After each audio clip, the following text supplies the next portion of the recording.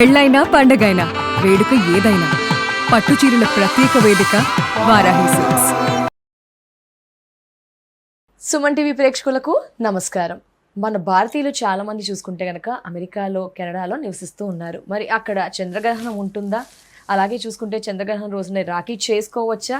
వరలక్ష్మి వ్రతం అక్కడ కూడా చాలా మంది 2వ శుక్రవారం మిస్ అయి ఉంటారు కదండి. మరి 3వ శుక్రవారం చంద్రగ్రహణం వస్తుంది, రాఖీ. మరి ఏ విధంగా చేసుకోవాలి, ఎప్పుడు చేసుకోవాలి, గ్రహణ సమయాలు ఏమిటి, నియమాలు ఏంటి, పట్టు విడుపు సమయాలు అమెరికాలో, కెనడాలో, అలాగే పాటించాల్సిన నియమాలు ఏంటి, దానాలు ఏం చేయాలి, ఇలా మనలో అయితే చాలా సందేహాలు ఉన్నాయి కదా.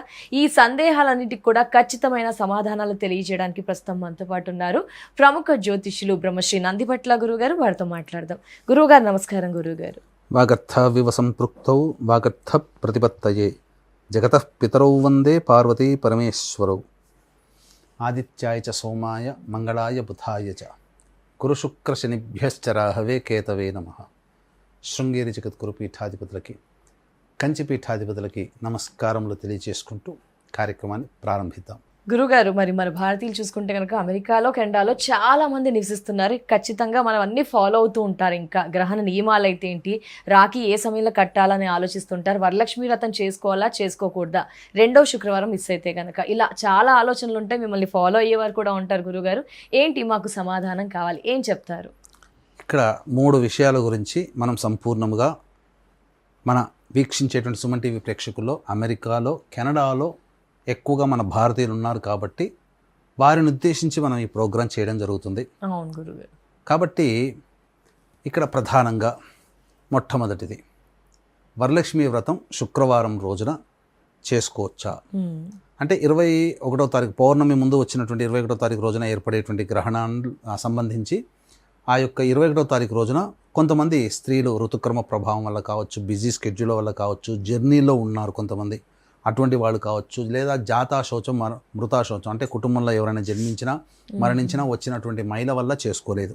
అటువంటి వాళ్ళు నిరభ్యంతరముగా శుక్రవారం రోజున, అనగా ఈ సంబంధించినటువంటి 3వ శుక్రవారం రోజున నిరభ్యంతరంగా చేసుకోవచ్చు, అందులో సందేహం లేదు. మొదటిది క్లియర్. ఇక రెండవది, ప్రధానంగా ఆ రోజున 27వ తారీఖు రోజున అమెరికాలో గ్రహణం ఏర్పడుతుంది. దాన్ని తర్జుమా చేసుకుంటే మన భారతదేశంలో 28వ తారీఖు రోజున, 27వ తారీఖు రోజున ఎప్పుడు ఏర్పడుతుంది, రాత్రిపూట 10:23 నుంచి మధ్యరాత్రి 1:01 వరకు ఏర్పడుతుంది అమెరికా వ్యాప్తంగా, కెనడాలో. మరి ఈ సందర్భంగా రాఖీ పౌర్ణమి జరుపుకోవచ్చా, జరుపుకుంటే ఎప్పుడు జరుపుకోవాలి? రాఖీ పౌర్ణమి నిరభ్యంతరంగా 27వ తారీఖు రోజున జరుపుకోవచ్చు అమెరికా, కెనడాలో ఉన్నటువంటి వాళ్ళు. సమయం వచ్చేసేసరికి 11:58 ఉదయం వరకు భద్రాకరణం ఉన్నది కాబట్టి 12 గంటల నుంచి 1 గంట మధ్య కాలంలో అది అభిజిత్ సమయం అవుతుంది, అభిజిత్ ముహూర్తం అవుతుంది. ఆ సమయంలో నిరభ్యంతరంగా రాఖీ కట్టవచ్చు, సందేహమే లేదు.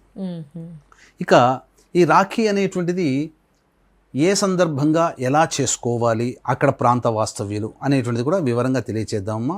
అయితే ఇప్పుడు ఈ సంబంధించినటువంటి గ్రహణం శతభిష నక్షత్రంలో ఏర్పడుతున్నటువంటి కారణం చేత కుంభరాశిలో కాబట్టి వృషభ, మిథున, కర్కాటక, సింహ, తుల, వృశ్చిక, మకర, కుంభ, మీన రాశుల్లో జన్మించినటువంటి వారికి ఈ గ్రహణ దోష ప్రభావం అమెరికా, కెనడాల్లో నివసిస్తున్న వాళ్ళకి ఎక్కువగా, ప్రపంచవ్యాప్తంగా ఈ రాశుల్లో జన్మించినటువంటి వాళ్ళకి, ఇంక్లూడింగ్ మన భారతదేశంలో జన్మించినటువంటి వారికి ఈ గ్రహణ ప్రభావం వలన కొన్ని సమస్యలు వస్తాయి.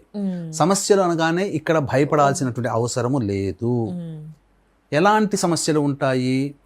100 రూపాయలు నష్టమయ్యే చోట 125, 150, చిన్న దెబ్బ తగిలే చోట పెద్ద దెబ్బ, 3 సార్లు ప్రయత్నిస్తే తప్ప కాని పని 8 సార్లు ప్రయత్నం చేయాల్సి రావడం, ఒకరిద్దరితో మాటలు పడాల్సి వచ్చినటువంటి సందర్భంలో 10గురితో మాటలు పడాల్సి రావడం, ఇలాంటివి అవుతాయి తప్ప పెనం మించి పొయ్యిలో పడ్డట్టుగా, జీవితం తలకిందులైనట్టుగా, ఇక మరణమే జరుగుతున్నట్టుగా ఇలాంటివి చెప్పేటువంటి ఎవ్వరు కూడా నమ్మకండి, భయపడకండి.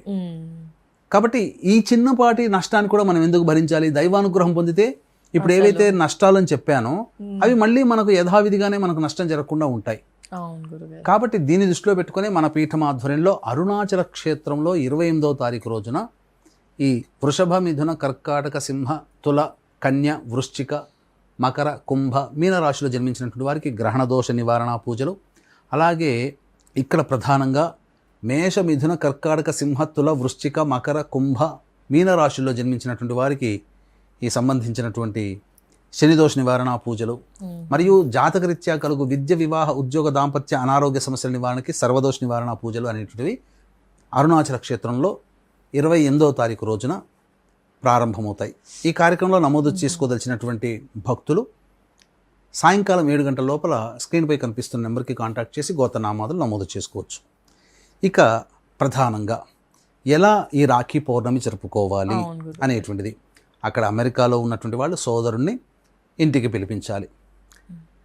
పిలిపించి ఈ సంబంధించినటువంటి ముందుగా తోరము అనేటువంటి రాఖీ అనేది తయారు చేసుకుంటారు, కొనుక్కొచ్చుకుంటారు కదా. అప్పుడు 27వ తారీఖు రోజున భద్రాకరణం అనేటువంటిది మనకు సూర్యోదయ సమయంలో దోషం ఉండదు కాబట్టి సూర్యోదయ సమయంలో ఆ యొక్క రాఖీకి పూజ చేయాలి. లలిత అష్టోత్తరంతో కానీ, ఆంజనేయ అష్టోత్తరం కానీ, దుర్గా అష్టోత్తరం కానీ, గణపతి అష్టోత్తరం కానీ, వీటితో ఆ రాఖీకి తోరము అని అంటారు దాన్ని, ఆ రాఖీకి పూజ చేయాలి, అర్చన చేయాలి పుష్పాలతో అక్షితలతో. చేసిన తర్వాత ఆ సోదరుణ్ణి తూర్పు వైపున కూర్చోబెట్టాలి. అంటే తూర్పు వైపు ఫేస్ పెట్టాలి సోదరుడు. పెట్టి 2 దీపారాధన కుందులు, ప్లేట్లో 2 దీపారాధన కుందులు, 3 ఒక్కలు, అలాగే బెల్లము, బియ్యపిండి మరియు పాలు, ఈ 3 కలిపి ముద్ద చేయాలి. 3 ముద్దలు చేయాలి. చేసిన తర్వాత అప్పుడు ఆ యొక్క ఒక పోక చుక్కతో క్లాక్ వైజ్ డైరెక్షన్గా 3 సార్లు, ఇంకొక పోక చుక్కతో యాంటీ క్లాక్ వైజ్ డైరెక్షన్గా 3 సార్లు, 3వ పోక ముక్కతో పైనుంచి కింద దాకా 3 సార్లు దిగదుర్చడం. ఇలా బియ్యపిండి ముద్దలతో కూడా చేయాలి. చేసిన తర్వాత హారతి అద్దాలి. తర్వాత ఆ యొక్క సోదరుడికి స్వీట్ తినిపించాలి. తర్వాత సోదరి ఆనందపడేటువంటి బహుమతులు ఇవ్వడం జరుగుతుంది. సోదరి పెద్దదైతే సోదరుడు ఆశీర్వచనం తీసుకోవాలి, సోదరుడు పెద్దవాడైతే సోదరి ఆశీర్వచనం తీసుకోవాలి. ఇది ఈ విధంగా 12 to 1 గంట మధ్యకాలంలో అభిజిత్ ముహూర్తం ఉంటుంది. సర్వదోషం నివారణ జరుగుతుంది, ఆ సమయంలో చేసుకోవాలి. ఇక ప్రధానమైనటువంటి ఘట్టం ఏంటంటే శ్రాద్ధాది కార్యక్రమాలు అమెరికాలో ఉన్నటువంటి వాళ్ళు 1 గంట లోపల ఈ శ్రాద్ధ క్రియలు అనేటువంటివి తల్లిదండ్రులకు కానీ, తోడబుట్టిన వాళ్ళకి కానీ, ఎవరికైనా కానీ, భార్యకైనా భర్తకైనా ఈ యొక్క శ్రాద్ధాది కార్యక్రమాలు నిర్వహించుకోవాలి 1 గంట లోపల అక్కడ ఉన్నటువంటి వాళ్ళు. ఎందుకంటే గ్రహణ శూల 9 గంటల ముందు ప్రారంభమవుతుంది కాబట్టి. ఇక గ్రహణం అనేటువంటిది రాత్రిపూట 10:23 నుంచి మధ్యరాత్రి 1:01 వరకు జరుగుతుంది కాబట్టి 10 గంటల కల్లా కూడా ఇంట్లో ఉన్నటువంటి ద్వారాలు, కిటికీలు అన్నీ కూడాను క్లోజ్ చేసుకోవాలి. చేసుకొని ప్రధానంగా మధ్య హాల్ ఉంటుంది కదమ్మా, హాల్లో మధ్య భాగంలో బియ్యపిండితో ఒక స్క్వేర్ టైపున బొమ్మ వేసి దాని మధ్యలో దర్భపోచలు పెట్టాలి. దేవాలయంలో విగ్రహాల దగ్గర ఇంట్లో పెట్టుకుంటారు కదా, పూజా మందిరంలో దర్భపోచలు పెట్టుకోవాలి. మనం తాగే నీటిలో దర్భపోచలు పెట్టుకోవాలి.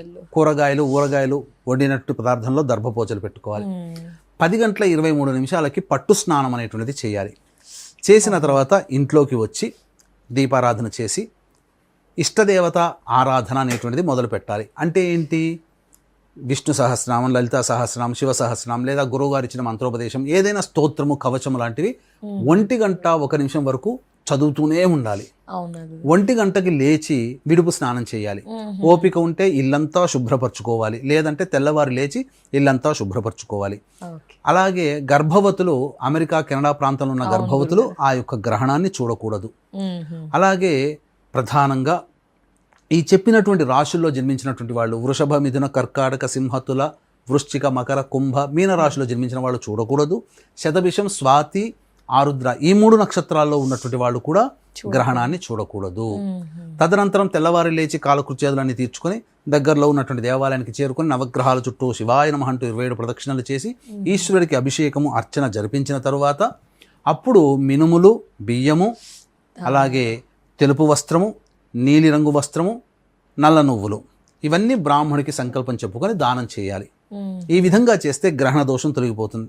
లేదు ఈ గ్రహణ దోషంతో పాటుగా ఇంకా మనం చేశాము, దైవానుగ్రహాన్ని పొందే ప్రయత్నం చేద్దాము అనుకుంటే ప్రముఖ ఆధ్యాత్మిక దైవక్షేత్రము, కర్మదోషాలను నివారించే అరుణాచల క్షేత్రంలో 28వ తారీఖు రోజున సాయంకాలం 7 గంటలకి మన పీఠమాధ్వర్యంలో ఈ చెప్పబడినటువంటి వృషభ, మిథున, కర్కాటక, సింహ, తుల, వృశ్చిక, మకర, కుంభ, మీన రాశిలో జన్మించినటువంటి వారికి గ్రహణ దోష నివారణ మరియు శని దోష నివారణ పూజలు, జాతకరీత్యా కలుగు విద్య, వివాహ, ఉద్యోగ, దాంపత్య, ఆరోగ్య సమస్యల నివారణకి సర్వదోష నివారణ పూజలు అనేటివి, హోమాలు అనేటివి జరిపించడం జరుగుతుంది. 28వ తారీఖు రోజున అరుణాచల క్షేత్రంలో జరిగేటువంటి కార్యక్రమంలో సాయంకాలం 7 గంటల లోపల స్క్రీన్పై కనిపిస్తున్న నెంబర్కి కాంటాక్ట్ చేసి గోత్రనామాదులు నమోదు చేసుకోవచ్చు. ఇది విధి విధానముగా చెప్పబడినటువంటిదమ్మా. తప్పకుండా. చాలా చాలా ధన్యవాదాలు గురుగారు, మాలో ఉన్న సందేహాలను నివృత్తిపరిచినందుకు. నమస్కారం గురుగారు. సర్వం శ్రీ ఉమామహేశ్వర పరబ్రహ్మార్పణమస్తు. సో చూసారు కదా, గురుగారు పూర్తిగా వివరంగా తెలిపారు, క్లుప్తంగా తెలియచేశారు. కాబట్టి మనలో సందేహాలన్నీ కూడా నివృత్తి అయ్యాయి కదండి. అలాగే గురువు గారి ఆధ్వర్యంలో ఆగస్టు 28న చంద్రగ్రహణం సందర్భంగా అరుణాచల క్షేత్రంలో క్రతువులో, పూజలో, హోమంలో మీ గోత్రనామాదులు నమోదు చేసుకోవాలనుకుంటే కనుక స్క్రీన్ పై నెంబర్ కనిపిస్తుందండి. పూర్తి వివరాలని తెలుసుకోవచ్చు. నమస్కారం.